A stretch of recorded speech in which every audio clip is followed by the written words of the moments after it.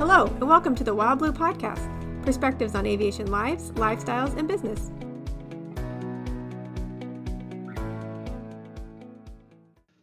Hi, this is Chris Kirk with Todd Minton here at the Wild Blue Podcast. Thanks for joining us. Hi, Todd.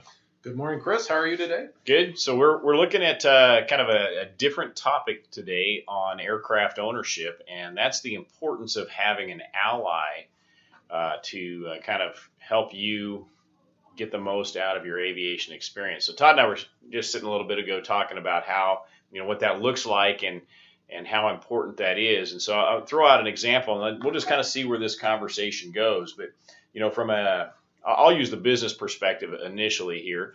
If you got an airplane or you think that maybe an airplane would be beneficial to your business, we found that one of the biggest killers to that idea is the CFO.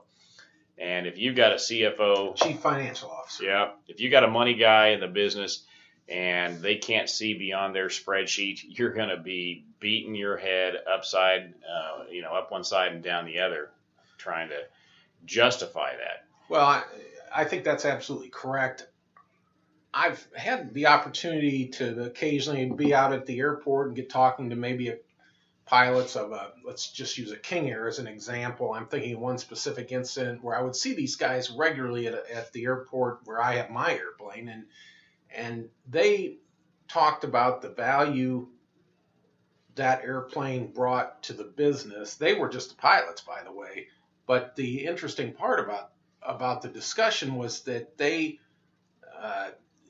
understood the value because it brought employees could go to this job site here in the Kansas City area and then return to St. Louis in time daily for their kids' recitals, ball games, whatever it might be, just to be home in their own bed at night. So there's costs involved with a company. What a CFO would look at, I would think, would be like, you've got costs of hotels and transportation at a different location and things of that nature. But the airplane is expensive. So in I think what you're saying is the CFO may not be taking in the big broad picture of what other expenses does the airplane sort of negate. And really, at the end of the day, what these guys were telling me is it keeps these engineers happy because they get to go home to spend their time with their family, and hence they're happy to stay working for that particular business. Well, and that's just it, isn't it? Because you got, I think that's the hammer on the nail there, is that you got the ability to, what am I trying to say, to recruit. You got ability to recruit people that might be interested in going to, your competitor over there, but your competitor requires X number of days on the road, and you say, hey, well, you're going to have days on the road, but, our commitment to you is, 85% of the time, we're going to get you home that night so you can have dinner with the wife and kids and family, or, husband or whoever it may be. And man, all of a sudden now you're thinking, okay, well, maybe that extra compensation over there at XYZ isn't worth being gone on the road all those days. So to your point about the person you might have to convince, the CFO or the accountant, the quote unquote bean counter, that person needs to understand all the costs involved. I don't think there's any doubt that aviation, we all know, is not the least expensive means of travel. So you have to look at the broader picture of what aviation brings to a business, in my opinion. Yeah. And, it's obviously not for everybody. We're not going to try to shove everybody into the same, the same solution here, because, if you're a business that your business, your clientele is all local, there's probably not any reason at all to even fathom having an airplane. So how do you convince that person? Let's say, you yourself as a business owner are definitely interested, or a key business, a key person at a given organization.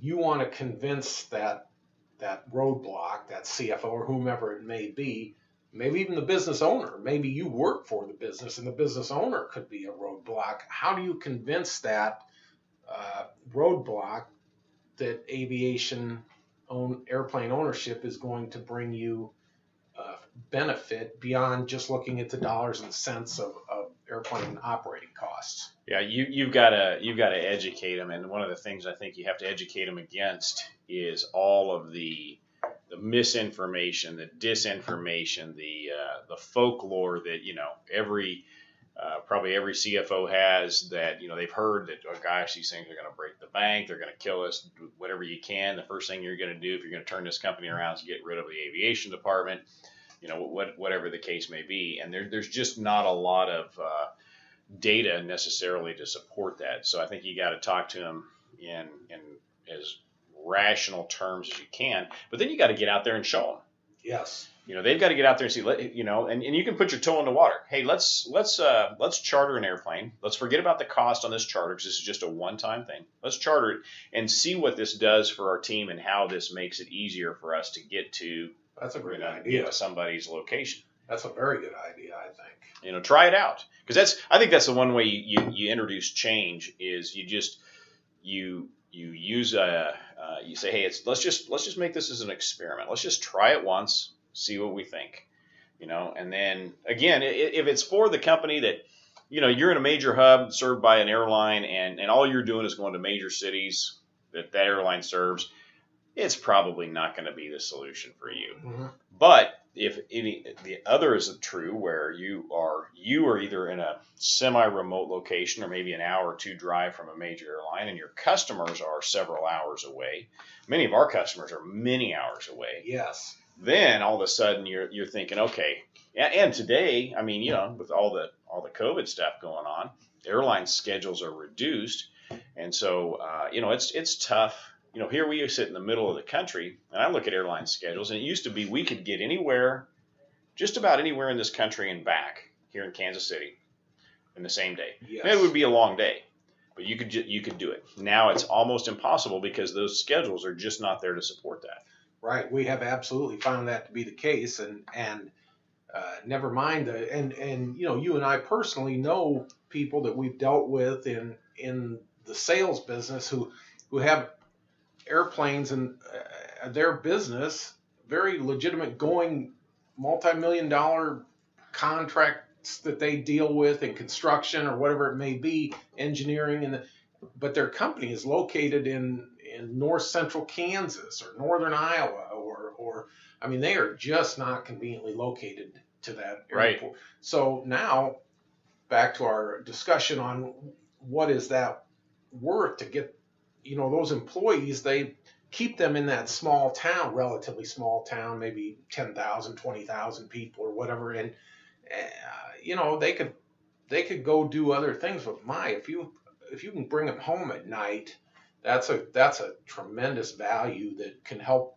make them willing to continue to work for maybe less money than they could at a major city. Well, that's part of it too, is that sometimes, and I know which customer you're talking about here, but sometimes in situations like that, the best people that they aren't coming from the big cities. They like being in a smaller location, and the cost of living's cheaper.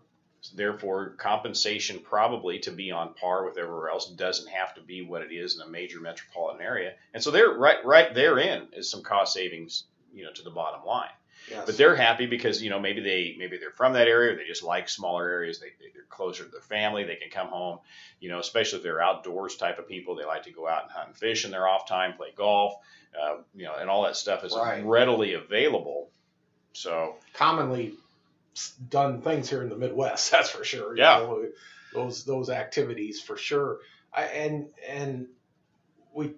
It's a great idea, and I know that's kind of the way you run the business too here, where the willingness to try something once as dipping your toe in the water. Like you said, charter could be a great option to learn about it. I was thinking then beyond that, taking another step, maybe the accountant or the CFO doesn't have the reason to travel that the sort of boots on the ground people do, the engineer or the construction person or whatever that works for the company. But not a bad thought is allow an airplane to be used once or twice a year for whatever you feel comfortable with for a non-business purpose. Like maybe maybe you have an agreement, a good deal for your employees that you fly them to a location somewhere else for a retreat, or a little mini vacation or something. Maybe you let their spouse go along, and it's right. that's a way to. That's a big benefit right there. It's a benefit. That's what I'm trying to say. Big That might benefit. make that person feel like, there is an expense involved in this, but the company can afford it. And I like working here because I look forward to that activity once a year or something. Right. So, and it's not only just the employee end of things, but I'm thinking of a company that no longer has an airplane here in Kansas City, and I won't share their name, but they had their airplane was a very strategic asset, kind of even a tactical asset that they would use at short notice. And so they would have the ability to go and respond to their clientele on a moment's notice when the clientele had a major issue that happened, the customer had a major issue that happened, and they could be there in a matter of hours. Right. Where their competition, it took them a matter of days to get an agent on site. And that was one of their selling points, is that when you buy our product or service, we can be there, right now, and maybe give you a little bit of extra margin for increasing your price, but nothing else. You're building that relationship with these people, just being able to serve them. I think of customers I've had over the years that came out of, especially around Michigan, Ohio, and that area, where they built different components for cars, for automobiles. Sure. And sometimes I had a gentleman years ago that had a Bonanza, and he had a manufacturing facility, but he took the back seats out of that Bonanza because he would have almost sometimes in the middle of the night, factory, who knows, it was a Ford plant or a Chevrolet plant or somewhere, they had to stop production because either some part ran out or they had an issue with it. And man, he would be there lickety split because he didn't want to lose that contract. Right. What's that worth? How do you even put a value on something like that? I mean, they're great examples, and that's another sort of intangible that you could be able to provide a level of customer service that your competition simply cannot because they don't have an airplane. Right. So that's and it's I think it's a shortcoming of all of us that we see these big companies, and we naturally think that all these big companies are located in bigger metropolitan areas, but that's just not the case. No, not at all. I'm thinking of a financial services company here in Missouri. They are last time I looked, they were well into the 9-figure annual revenue. They may be more than that now. They had a fleet of airplanes and still do. And, they would service their customers and their different locations around the country with that fleet of airplanes. Mm-hmm. And in fact, the person that was in charge of that department, he was at the director level in the company. They believed in it so much that, he wasn't shoved under somebody way down the line and, somebody's little flunky, in the flight department. Mm-hmm. He had a say at the meetings and planning and everything. And that's how much they valued that, because man, it helped that company grow and thrive. Well, I know, I grew up in Moline, home of Deere and Company, John Deere. Yeah. Boy, they had an aviation department that still do to this day. They believed in that business. It's clearly been integral to the health and growth of Deere and Company forever. It's just always, they've had airplanes and a corporate flight department, and they didn't give in during the years when, like, the auto companies said, "Oh, what do you mean you want to bail out? You all flew to D.C. Remember that?" Yeah. And it's like, I don't know. When you're paying an executive a significant sum of money, or several executives, is it you want them wandering around an airport? And, yeah, I know, schlepping their bags through there, exactly. It's just kind of funny, but I gotta, that's a great business discussion. But you brought up talking about having an ally. What about on a personal level? What about where somebody just doesn't really use their airplane for business. It's a personal, because they enjoy flying. Yeah. We have a lot. You just like you and I, we have a passion for flying. So Well, we see that a lot, though, don't we? We see it a lot where either people are getting into or coming out of an airplane. There's always that. I'll just say the significant other that you really have to co-op into this. Is that what you're thinking? Yeah, that's exactly right. That's exactly what I'm getting at. And I know that support from a spouse is critical in this business. So how? I mean, I say in this business, in this. I guess I would say lifestyle, because aviation can almost be a whole lifestyle. Yeah, it really is. Those and our listeners who are passionate aviation enthusiasts, we all know that feeling, like, you know, that excitement that being around airplanes and having the opportunity to go fly brought you when you were younger, and even as you got older. Like, there's a lot of people out there who really, I mean, they're jonesing to go fly, you know, after a while. Like, I haven't flown in a few weeks, I got to go. right. So right. how do you transfer that to, you know, to a spouse? And you're never going to, I'm going to answer the question to a degree. You're never going to fully transfer your absolute love of aviation.